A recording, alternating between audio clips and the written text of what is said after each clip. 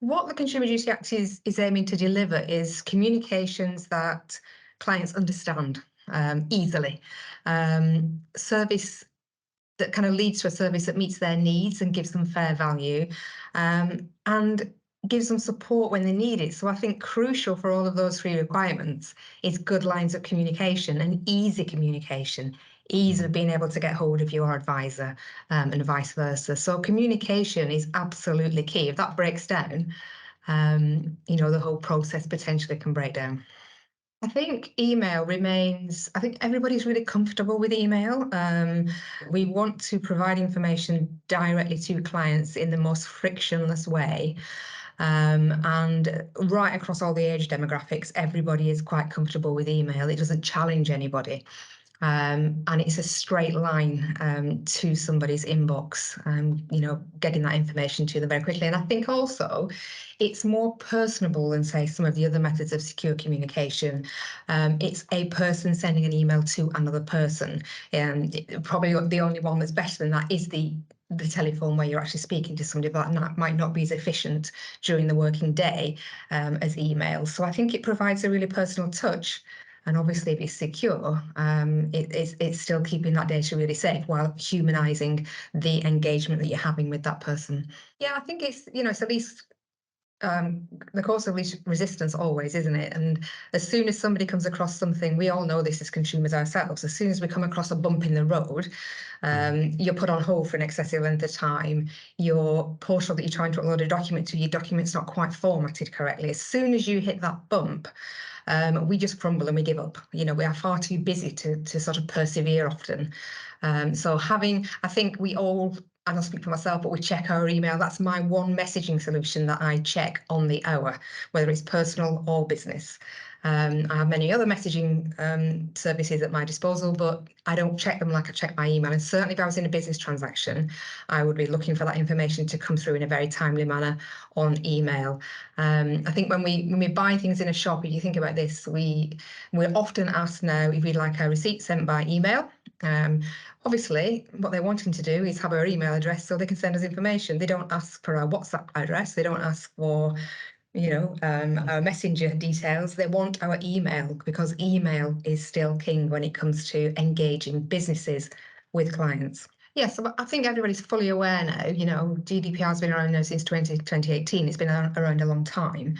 We're all very aware that we should not be sharing personally identifiable data in email. Now, we know it happens because as consumers, we receive things that we're quite shocked to still receive in open email. So, we really, really shouldn't now be doing this anymore. Cyber criminals are getting more and more clever. We know the value on that data is very high.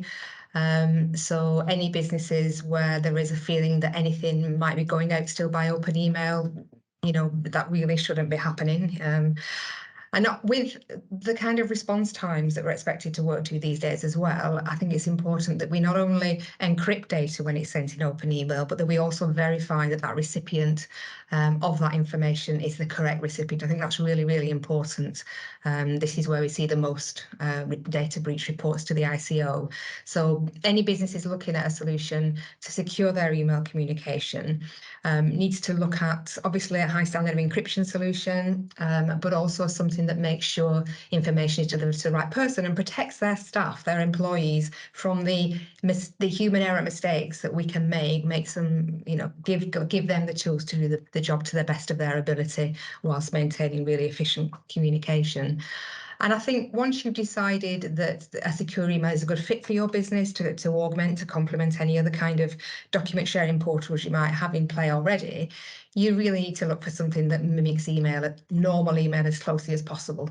Something that gives the protection to your employees, but is easy for them to use so that they're going to want to use it, but also really easy for their recipients to access that information as well, talking about the path of least resistance. I think we can all identify now with vulnerable customers, and I think the really important factor here is that at some point in our lives we can all be vulnerable. We sort of dip in and out of being vulnerable, if you like. Somebody that's not considered vulnerable might suddenly be going through a divorce, for example, and of course they become very vulnerable and need to be treated as such. And again, I think email has the ability to be a human form of contact. It, especially with something like MailLock, that is two-way secure communication, that client knowing that they can easily communicate with their chosen financial advisor, their trusted advisor, via email and securely with, personal information pertinent to their personal changing circumstances, really, really important. We certainly don't, you don't want any of your clients feeling like you're difficult to get hold of. So a secure email solution is really useful. Keep those lines of communication flowing and open. And I think for vulnerable customers particularly, this is of real value. So I think if we look at the example of estate planning, which obviously, we all at some point in our lives touch and get involved with, and generally speaking, you're not going to be the only person involved in that. There's going to be other family members to a larger or lesser degree. And being offered a secure email solution free of charge by your financial advisor with that 5 free cents per month means that during the course of your discussions around the estate planning, you can not only reply to that financial advisor, but you can send securely information that he may send to you out to your family members. And so everybody involved in that transaction is discussing that estate planning in a really secure manner, and nobody's data is being put at risk.